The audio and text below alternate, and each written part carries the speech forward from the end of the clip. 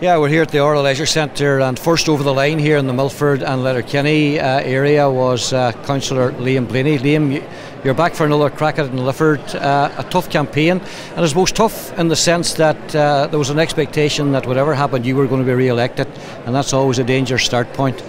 Very dangerous start point, Charlie. As you said, there's 22 candidates, and it was going to be a very tough campaign for every one of us. And the expectation was that I would do well because of my vote the last time, but in reality, with the 22 candidates and the strength of a lot of them candidates, for me to reach the quota and to top the poll in the first count, it was totally unbelievable. And I had to put that down to the loyalty of the supporters and the great team of people that has been behind me all this last 11 years I've been in the County Council, and I suppose it's a great team of people has been behind the bleeding machine this last 80 years, and it's down to them that we have done what we've done today. Yeah, to keep that sort of momentum going over such a long period, Liam, is difficult because things change in politics, but it would appear as if that dedicated support that you've had and your brother and your father and your uncles and everybody before you would seem to be really sticking with you. Well, it seems to be sticking with me. You know, I have to say some of the people there for a long number of years, and as well as that we have a lot of young people coming on board, which is good to see, and we need them young people on board, and I'm glad and happy for them that we have achieved what we have to achieve today, not just for myself but for the Fianna Fail party.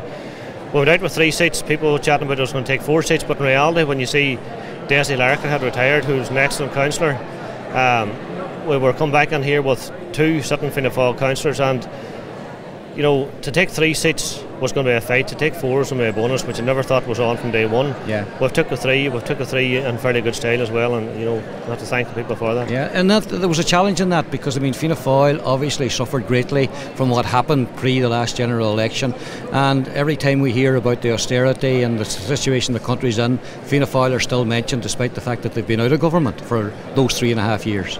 Yeah, that's so. The last county council elections, Fianna Fail suffered nationally, big time, but we held on strong in Letterkenny, with myself and Kieran Brogan and Dessie Larkin. That time, three strong Fianna Fail councillors. We held our vote. We almost took a 4th on the Michael McBride at that time, and because we lost Dessie, it was a huge loss and a huge boots to fill. But thankfully, James Pat McDavis has turned up today and filled them boots.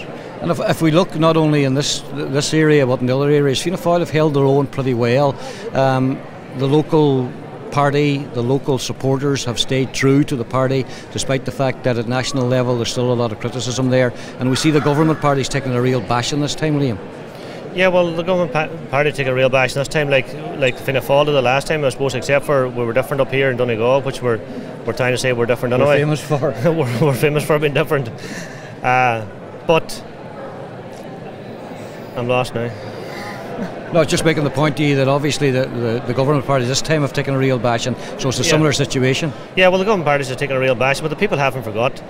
5 years ago, whenever Fianna Fail was in power and the economy went the way it went, and you know, we got some of them voters back, but there's still a lot of them voters out there that did decide to go independent, and this time, as you see nationally, it has been Independence Day. Yeah. But thankfully we've held out here for 3 seats in Donegal. And we have a very interesting situation in Donegal County Council because Fianna Fail are going back with a reasonable number of councillors. Sinn Féin have more than doubled theirs, and as you say, we have a lot of independents there. Fine Gael are going to have maybe just a handful, Liam. So, and there's a new emphasis now with a new council as well, and many people were very unimpressed with the shenanigans and the going-ons of the last council. There has to be an improvement in that sort of situation. Well, I'm hoping. I was there for 6 years prior to this last council, and it was a pleasure working in the county council, but I have to say it definitely was not a pleasure working this last 5 years, and it was very difficult. Certain people made it very difficult, and I think it's up to possibly the main parties, I don't know, whoever is there, to ensure that put on a good strong mayor, because I do believe if we have a good strong mayor on for this the first year of this new council, that things will change, and hopefully for the better. Yeah, because the people who voted on Friday don't want to see that, Liam. They want to see progressive discussion over there. They want to see the issues that affect them on a day-to-day basis being dealt with, and they don't want to see people in a point-scoring situation. No, I know, I agree with you there, and I hope that the new council that comes in realises that.